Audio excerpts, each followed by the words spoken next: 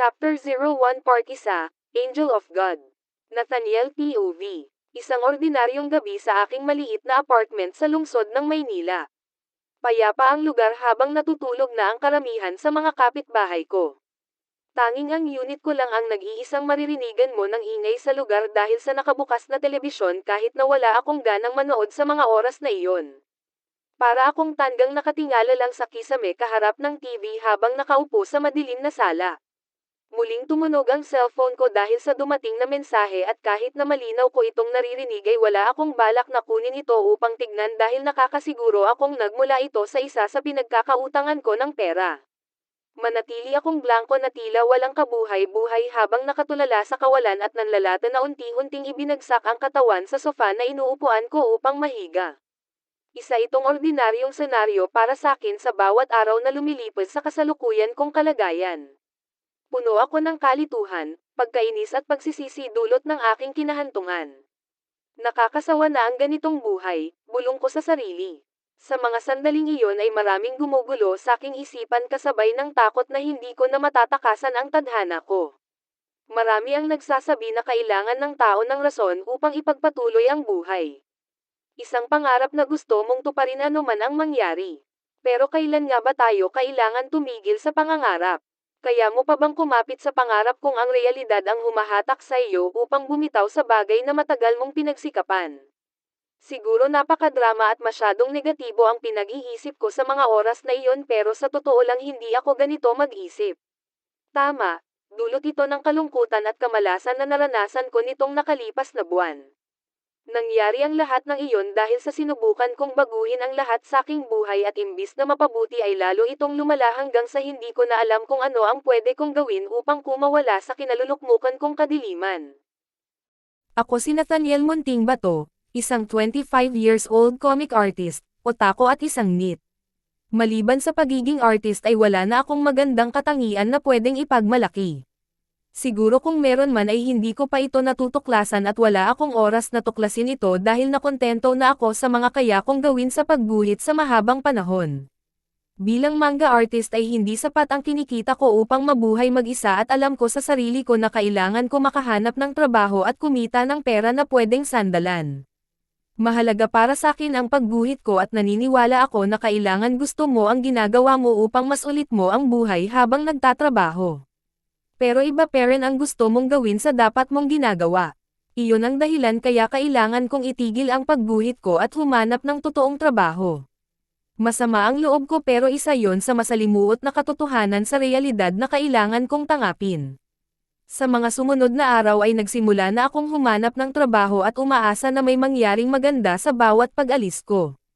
Hindi ko alam talaga kung mayroong ibang trabaho na nababagay sa akin gayong ang tanging ang alam ko lang ay gumuhit. Nakipagsapalaran ako at sinubukan na sumugal kahit na wala akong ideya kung anong trabaho ang pwede kong makuha basta ang alam ko lang ay dapat akong magkatrabaho sa lalong madaling panahon. Magkagayunpaman ay mukhang hindi ako pinapalad at tila sinumpa na yata akong malasin at maging bano.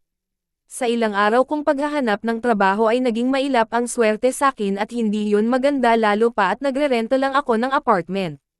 Marami akong sinubukan na pasukan na trabaho pero lahat ito ay nabigo kong makuha dahil sa mataas nilang pamantayan.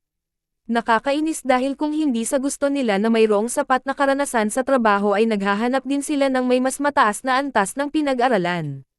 Gustuhin ko man patunayan ang sarili ko ay hindi nila ako pinagbibigyan at kahit gaano pa ako maging masigasig ay baliwala rin ito kung ang lahat ng tao ay binabaliwala ako dahil lang sa hindi ko naabot ang pamantayan na tumatakbo sa kasalukuyan. Alam ko naman sa sarili ko na hindi ako pwedeng sumuko at manatiling positibo pero sa bawat araw na umuuwi akong bigo ay tila ba unti-unti akong nagkakalamat at nawawasak. Nakakasawa ang ganito. Sa totoo lang napakahirap makibagay sa ibang tao. Ayoko man aminin pero tila malaki ang diferensya ng kakayahan ko sa maraming tao pagdating sa maraming aspeto. Nakakadismaya ngunit ano nga ba ang magagawa ko sa bagay na iyon? Naiisip ko rin kung mananatili ba ako magiging ganito. Ang kabiguan makuha ang pangarap.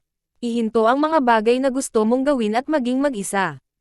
Sa tingin ko isa yung malaking kabiguan sa buhay. Hindi ko ito pinili. Hindi ko gusto ang ganitong tadhana. Kagaya ng mga nakalipas na araw ay umuuwi ako sa tinitirahan kong apartment bago magdilim at muling maghihintay sa madilim na kwarto na matapos ang araw. Mga paulit-ulit na senaryo sa bawat araw na lumilipas at sa totoo lang ay wala naman akong magagawa kundi maging matatag na lang araw-araw. Sa pagkakataon habang ako nalulukmak at down na down ay hindi ko napansin na may nanonood sa akin mula sa labas ng aking tinitirahan. Isang nilalang nababago ng matindi sa buhay ko sa kakaiba at nakakabaliw na paraan. Isa lang naman akong normal na tao na may normal na pamilya na nakatira sa normal na bayan. Sa sobrang normal ay wala akong nararamdamang excitement sa buhay at dahil doon naghanap na lang ako ng paglilibangan.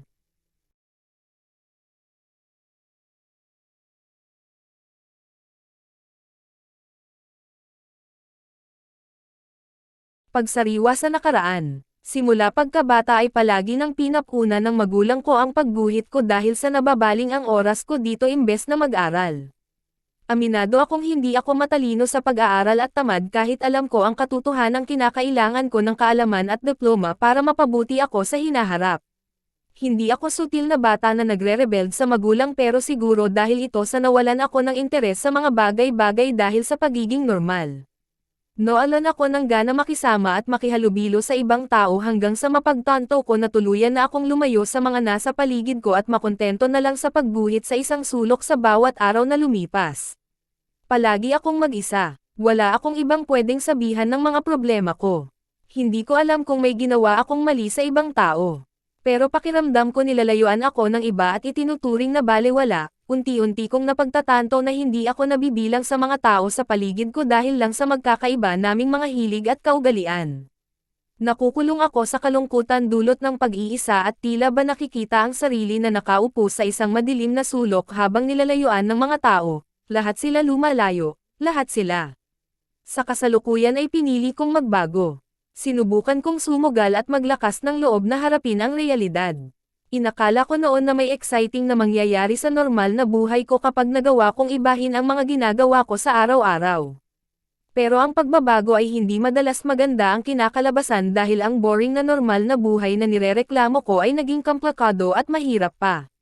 Maraming nagbago sa buhay ko simula nang mamuhay ako ng mag-isa.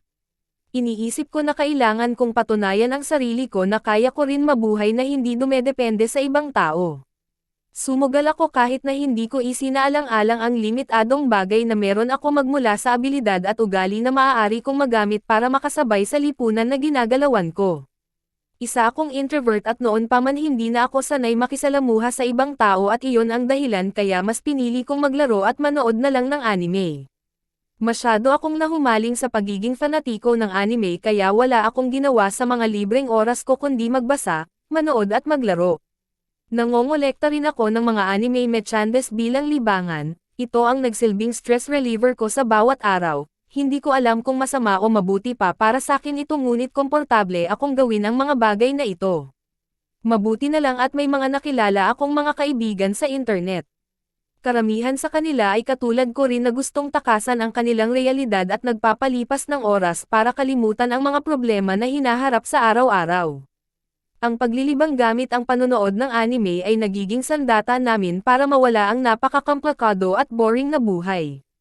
Ngunit kahit na marami akong kaibigan sa internet na pwedeng makausap ay tila may kulang parent sa akin. Tama, hindi maaalis ang katotohanan na nag-iisa parent ako sa loob ng madilim na kwarto ko. Ako lang at walang ibang kasama at sa mga oras na patayin ko na ang computer ko ay nagsisimula ng bomb alert sa paligid ko ang nakakabinging katahimikan.